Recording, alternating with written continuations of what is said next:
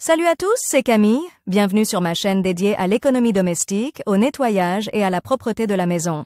Restez avec moi pour des conseils pratiques et efficaces. Donc, au sujet de la Entretien vidéo. auteur Elena en lecture 3 minutes. Publié le 21.07.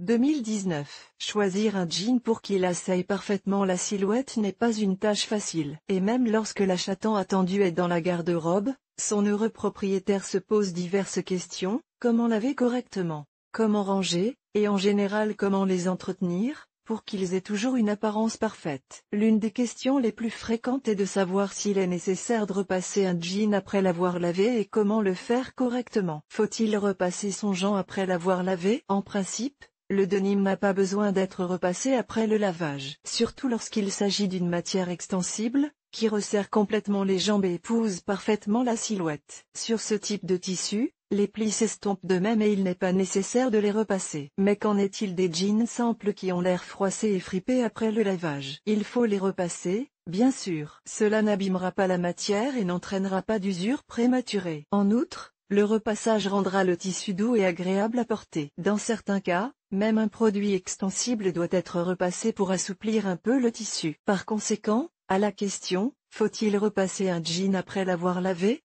La réponse est, oui, si le produit présente beaucoup de plis et de faux plis. Comment bien repasser un jean après le lavage? Pour que les jeans conservent leur aspect, il convient de respecter certaines règles lors du repassage. Il convient de préciser qu'il s'agit de règles générales. Pour obtenir des informations plus précises sur l'entretien d'un produit particulier, il est nécessaire d'étudier l'étiquette du produit. Les principales recommandations pour le repassage correct des jeans: tout produit doit être repassé sur l'envers. Le denim se défroisse plus efficacement lorsqu'il est légèrement humide. Par conséquent, lors du séchage, veillez à ce que le produit ne se dessèche pas. Sinon, avant de le repasser, il est possible d'utiliser un vaporisateur et d'humidifier légèrement le tissu. Il faut d'abord lisser les zones proches des coutures et la partie supérieure. Ce n'est qu'ensuite que le pantalon est travaillé. Pour éviter les plis et les traces brillantes sur le tissu, utilisez un morceau de gaze ou un tissu en coton pour couvrir le jean. Le régime de température est déterminé par les recommandations du fabricant figurant sur l'étiquette. Mais, en règle générale,